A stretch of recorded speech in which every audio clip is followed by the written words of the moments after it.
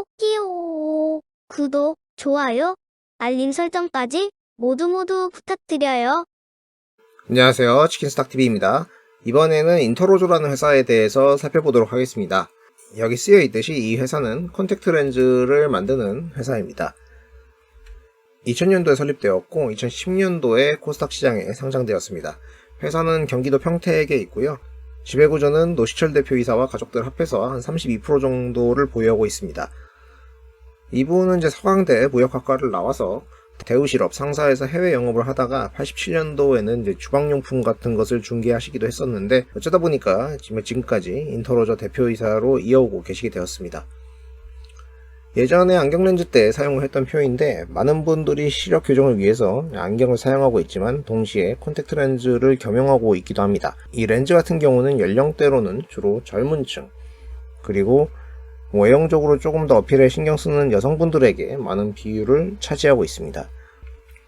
제품은 이런 식으로 넣고 빼는 방식을 사용하죠. 동사는 클라렌이라는 브랜드의 제품을 팔고 있습니다.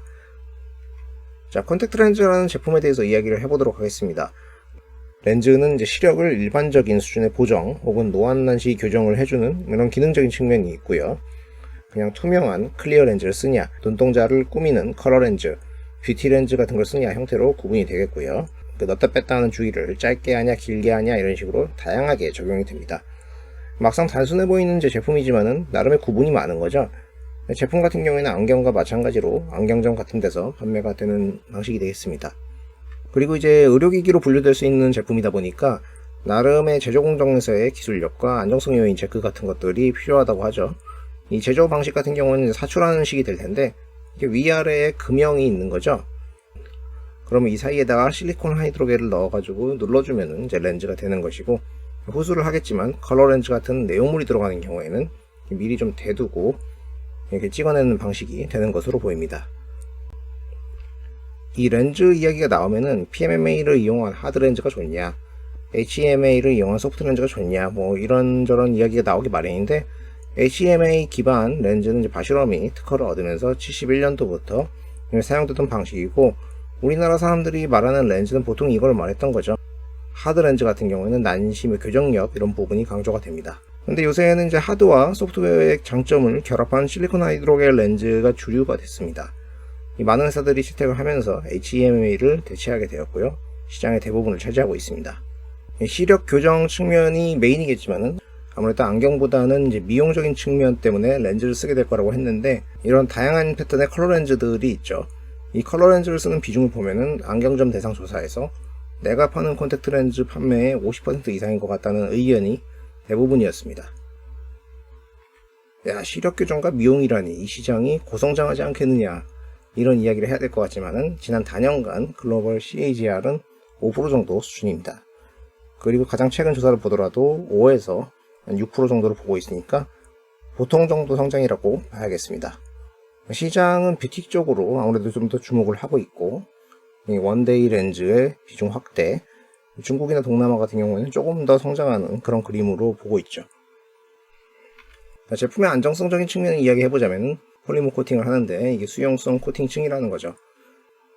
인터로조는 자기들 제품이 만져만 봐도 알 수 있고 그 정도로 효과가 좋고 얼룩, 이물 개선 등의 효과가 좋다, 이런 것을 어필하고 있습니다. 컬러 렌즈 같이 안료를 인쇄하는 방식일 경우에는 이게 렌즈를 파고 들어가지고 눈까지 이어질 수가 있는데, 이렇게 보았을 때 여기를 이제 파고들지 않는다, 잉크에 대한 노출이 없으니 안전하다, 이런 점도 이야기를 하고 있죠. 사실 이런 건 어느 정도 당연하게도 다 통과가 됐으니까 제품화가 됐을 거예요. 그래서 동사는 이런 렌즈 제품을 제조해서 판매하는 겁니다.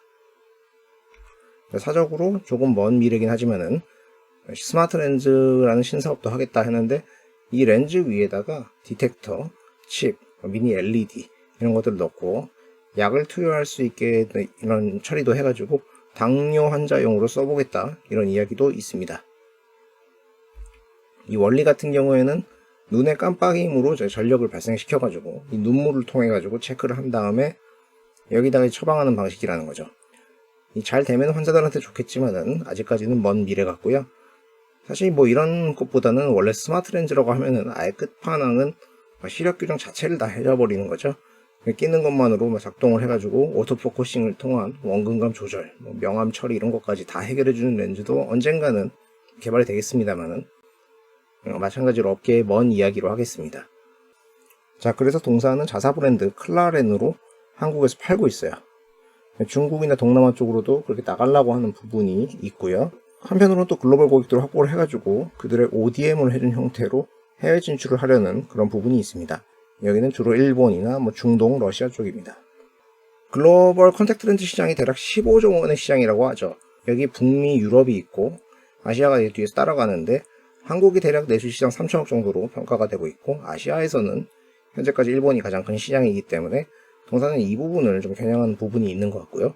중국 같은 경우에는 상대적으로 시장이 작기 때문에 이게 좀 더 많이 올라와야 되지 않나 이런 게 매번 어필이 되고 있는 부분입니다. 자, 그리고 대부분 브랜드 제품이 시장을 장악하고 있다고 하는데 일단 표가 좀 잘못됐네요. 10%가 없어요. 자, 브랜드 제품을 파는 주요 강자들 존슨앤존슨, 알콘, 바슈럼, 쿠퍼비전, 시바비전 다들 기술력도 좋고 익히 알려진 회사들입니다. 이 회사들이 얼마나 근본이 있는가에 대해서 적혀 있습니다.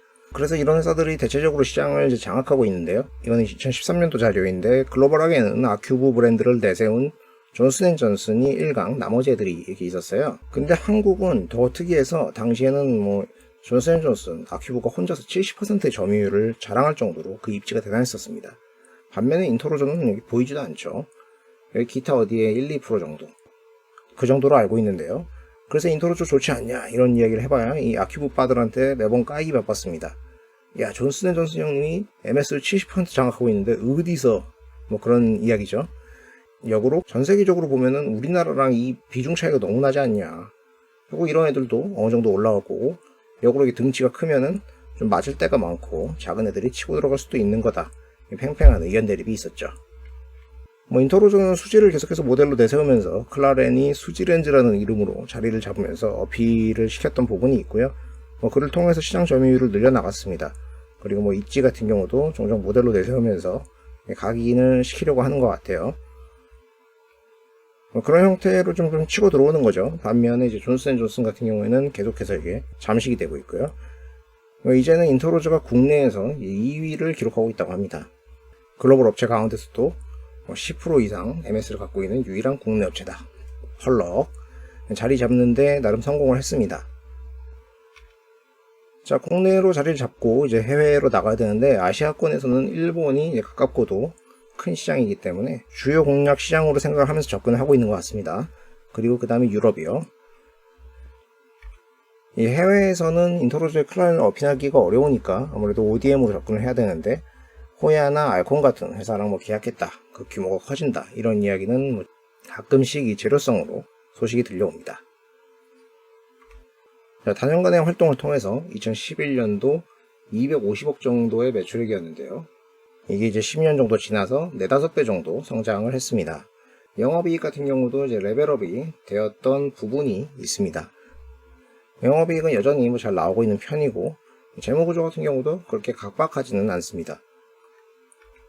주가 같은 경우에는 과거에 상당히 폭발적이었습니다만은 몇 년간은 정체되고 있는 모습으로 이게 가고 있는 상태인데요. 현재 이 회사의 밸류에이션이 대략적으로 PER이 한 20-30배 정도 되고 있고 PBR이 한 2배 정도, 직관적으로 봤을 때 싸 보이지는 않습니다. 그러나 컨택트 렌즈라는 아이템이 누군가한테 되게 메리트 있어 보인다는 그런 느낌적인 부분과 수익성이 좋은 비즈니스를 하고 있다는 측면 때문에 역시나 주기적으로 한 번씩 시장에서 언급이 되는 회사가 되겠습니다. 자, 이상으로 인터로저에 대한 기본적인 부분을 살펴보았고요. 나머지 부분은 이어서 진행을 하도록 하겠습니다. 영상 도움되셨다면 구독과 좋아요를 부탁드립니다. 시청해주셔서 감사합니다.